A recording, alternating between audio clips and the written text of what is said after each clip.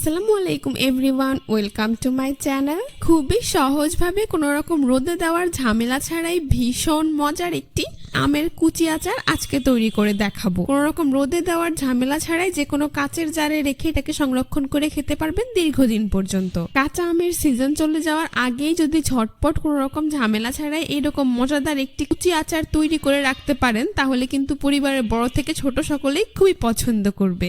আর এটা খেতে এতটাই মজার হয় যে একবার তৈরি করে দিলেই বুঝতে পারবেন। আশা করছি আজকের রেসিপিটা আপনাদের সবার কাছে ভীষণ ভালো লাগবে। তো আর কথা বাড়াচ্ছি না, চলুন রেসিপিটি দেখিয়ে দিচ্ছি। এই রেসিপিটি তৈরি করার জন্য এখানে আমি 4টি মিডিয়াম সাইজের কাঁচা আম নিয়েছি। আপনারা চাইলে আমের পরিমাণটা বাড়িয়ে কমিয়ে নিতে পারবেন। এখন একটি পিলার দিয়ে আমি এই আমের খোসাগুলো ছাড়িয়ে নিচ্ছি। আপনারা চাইলে এই কাজটা দা কিংবা বটি দিয়েও করে নিতে পারবেন। তো দেখতেই পাচ্ছেন আমার একটি আমের খোসা ছাড়ানো হয়ে গিয়েছে। এভাবে আমি বাকি 3টি আমের খোসা ছাড়িয়ে নিচ্ছি। অবশ্যই আমগুলোর খোসা ছাড়ানোর আগে আমগুলোকে ধুয়ে পরিষ্কার করে নিতে হবে।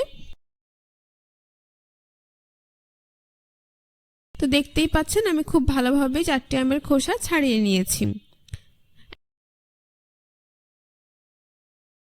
এবার আমগুলোকে পরিষ্কার করে এখানে নিয়ে নিয়েছি। এখান থেকে একটি আম আমি নিয়ে নিচ্ছি। তারপর একটি ছুরি দিয়ে আমটির এক পাশ থেকে এইভাবে চিকন করে স্লাইস করে নিচ্ছি। এখানে আমার আমের বীজটা কিছুটা শক্ত, তো সেই জন্য আমের বীজ পর্যন্ত আমি ছুরিটাকে নিয়ে এইভাবে চিকন চিকন করে স্লাইস করে নিচ্ছি। আপনারা একটু খেয়াল করলেই বুঝতে পারবেন কাজটা আমি ঠিক কিভাবে করেছি। এবার আমটাকে ধরে এভাবে লম্বা করে এক পাশ থেকে আমি এভাবে কুচি করে কেটে নিচ্ছি। আপনারা একটু খেয়াল করলেই বুঝতে পারবেন কত সহজেই কিন্তু আমি এখানে আমগুলোকে কুচি করে নিয়েছি, কোনো রকম ঝামেলা ছাড়াই। এইভাবে কুচি করলে কিন্তু খুব সহজে আপনারা দা কিংবা বটির সাহায্য ছাড়াই আমগুলোকে পারফেক্টলি কুচি করে নিতে পারবেন। খুব বেশি চিকন কিংবা খুব বেশি মোটা করে এখানে কুচি করা যাবে না, মোটামুটি মিডিয়াম পুরু করেই আমগুলোকে কুচি করে নিতে হবে। তো দেখতেই পাচ্ছেন আমটার অপর পাশে আমি একইভাবে কুচি করে নিয়েছি। তবে যদি আপনারা একান্তই না পারেন সেই ক্ষেত্রে এই কাজটা আপনারা দা কিংবা বটি দিয়ে করে নিতে পারবেন।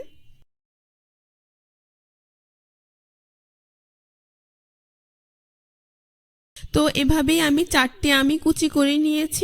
আশা করি আপনারা দেখেই বুঝতে পারছেন। আমের এই 2 সাইডের অংশগুলোকে আমি একইভাবে কেটে নেব।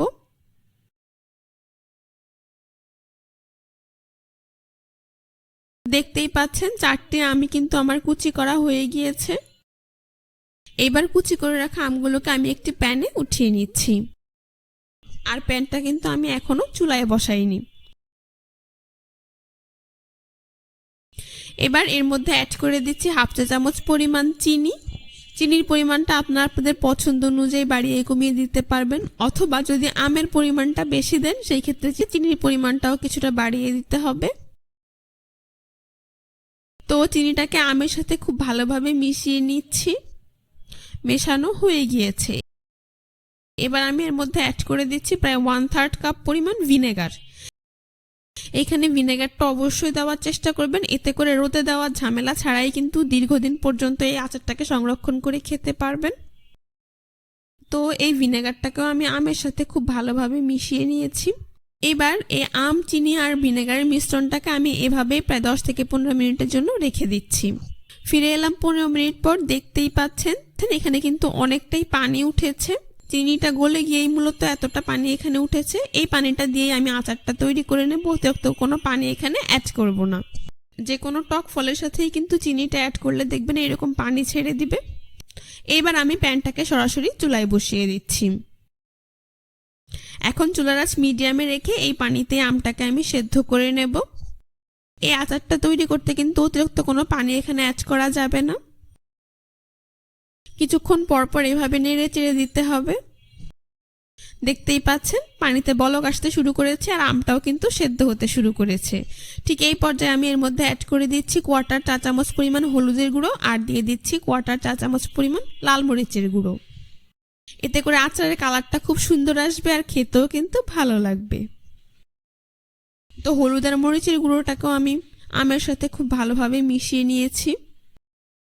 এবার চুলার আঁচ মিডিয়ামে রেখে আমটা সেদ্ধ হওয়া পর্যন্ত অপেক্ষা করতে হবে। যখন দেখবেন এরকম আমটা সেদ্ধ হয়ে এসেছে প্রায়, আর পানিটাও অনেকটাই কমে গিয়েছে, ঠিক এই পর্যায়ে আমি এর মধ্যে অ্যাড করে দিচ্ছি 1/2 চা চামচ পরিমাণ চিলি ফ্লেক্স বা শুকনো মরিচের গুঁড়ো। তারপর এখানে আমি অ্যাড করে দিচ্ছি 1/2 চা চামচ পরিমাণ বিট লবণ, আর নর্মাল লবণটা দিয়ে দিচ্ছি 1/2 চা চামচ পরিমাণ। যেহেতু এখানে আমি বিট লবণ ব্যবহার করেছি তাই লবণের পরিমাণটা একটু বুঝে দিবেন। এবার এই সবগুলো উপকরণ আমের সাথে খুব ভালো করে মিশিয়ে নিচ্ছি। তো দেখতেই পাচ্ছেন মেশানো হয়ে গিয়েছে, আর আমার আমটাও কিন্তু সেদ্ধ হয়ে গিয়েছে। এই আচারটা কিন্তু একেবারে ভর্তা করে ফেলা যাবে না, কিছু কিছু পিস এরকম আস্ত থাকবে, আশা করি আপনারা দেখেই বুঝতে পারছেন। এই পর্যায়ে সবশেষে আমি অ্যাড করে দিচ্ছি 1/2 চা চামচ পরিমাণ পাঁচফোড়ন। পাঁচফোড়নের গুঁড়োটাকে এখানে আচারের সাথে দিলে খুব সুন্দর একটা ফ্লেভার আসে, আর আচারটা খেতেও কিন্তু খুবই ভালো লাগে, তাই আপনারাও পাঁচফোড়ন গুঁড়ো ব্যবহার করার চেষ্টা করবেন। অবশ্যই খুব ভালোভাবে পানি টানা পর্যন্ত আচারটাকে এখানে রান্না করে নিতে হবে। তো দেখতেই পাচ্ছেন আমার কিন্তু আচারটা একেবারেই তৈরি, আর আমার আচারের মধ্যে কিন্তু কোনো প্রকার পানি অবশিষ্ট নেই। চুলাটা বন্ধ করে এটাকে আমি ঠান্ডা করে নিচ্ছি, তারপর পরিবেশন করে আপনাদের দেখিয়ে দিচ্ছি। আপনারা চাইলে এই পর্যায়ে কোনো কাচের জারে এই আচারটাকে রেখে নর্মাল ফ্রিজে রেখে খেতে পারবেন দীর্ঘদিন পর্যন্ত। তো দেখতেই পাচ্ছেন আমার এই আচারটা দেখতে মাশাআল্লাহ কতটা সুন্দর হয়েছে, এটা খেতেও কিন্তু হয়েছে অসাধারণ।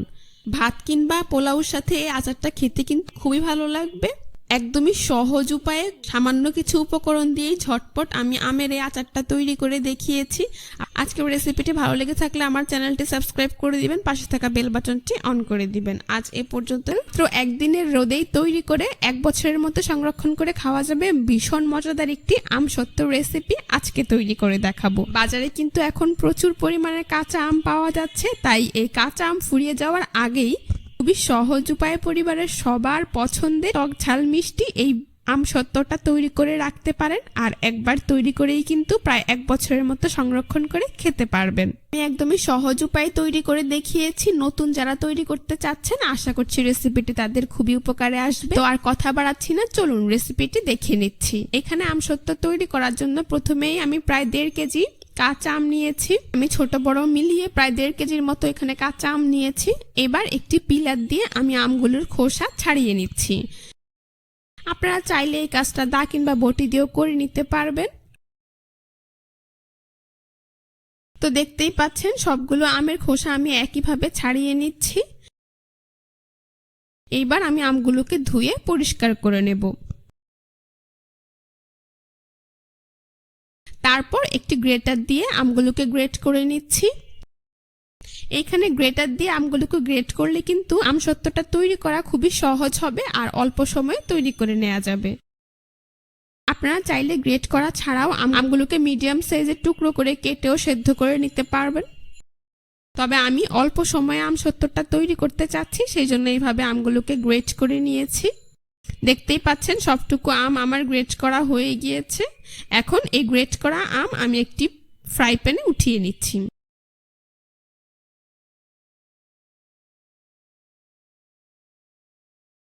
তারপর এই প্যানটাকে সরাসরি আমি চুলায় বসিয়ে দিয়েছি। এবার আমগুলো সেদ্ধ হওয়ার জন্য এখানে আমি প্রায় 1.5 কাপ পরিমাণ নর্মাল পানি দিয়ে দিচ্ছি। আপনাদের যদি প্রয়োজন হয় তাহলে আরো কিছুটা পানি অ্যাড করে নিতে পারবেন। আপনারা যদি আমগুলো গ্রেট না করে এমনিতেই কেটে সেদ্ধ করতে চান সেই ক্ষেত্রে কিন্তু পানির পরিমাণটা বাড়িয়ে দিতে হবে। এবার চুলার আঁচ মিডিয়ামে দিয়ে অনবরত নেড়ে চেড়ে আমটাকে সেদ্ধ করে নিতে হবে। আপনাদেরকে একটু দেখে বুঝে নিতে হবে যে আম ঠিক কতটুকু সিদ্ধ করতে হবে। অবশ্যই অনবরত নাড়তে থাকতে হবে, তা না হলে প্যানের গায়ে এটা লেগে যেতে পারে, আর পুড়ে গেলে কিন্তু আমসত্ত্বটা খেতে একদমই ভালো লাগবে না। আশা করি আপনারা দেখেই বুঝতে পারছেন আমার কিন্তু এই আমটা সেদ্ধ করা হয়ে গিয়েছে। এখন চুলাটা বন্ধ করে আমি এটাকে কিছুটা ঠান্ডা করে নেব। তারপর এরকম একটি মিক্সিং বল নিয়ে আমি এর উপর এরকম একটি স্ট্রেনার নিয়েছি। এখন এর মধ্যে আমি সেদ্ধ করে রাখা আমটা দিয়ে দিচ্ছি। 2 চামচের মতো আম নিয়ে তারপরে এইভাবে আমটাকে আমি স্ট্রেনারে করে ছেঁকে নেব। আপনারা অবশ্যই এই স্টেপটা ফলো করবেন, কারণ আমসত্ত্বটা ক্লিয়ার এবং পারফেক্ট হতে হলে কিন্তু আপনাদেরকে এইভাবে আমটাকে স্ট্রেনারে করে চেলে নিতে হবে। এতে করে আমসত্ত্ব তৈরি করার জন্য আমের এই পিউরিটা কিন্তু একদম ক্লিয়ার হবে আর পারফেক্ট হবে, কোনো প্রকার আমের আঁশ কিংবা আমের দলা থাকবে না। তো আমি সবটুকু আমি স্ট্রেনারে চেলে নিয়েছি, দেখতেই পাচ্ছেন খুব খুব সুন্দর ক্লিয়ার একটি আমের পিউরি এখানে আমি তৈরি করে নিয়েছি। এবার আমসত্ত্ব তৈরি করার জন্য সরাসরি চুলায় একটি প্যান বসিয়ে দিচ্ছি। তারপর সবটুকু আমের পিউরি আমি এই প্যানে ঢেলে দিচ্ছি।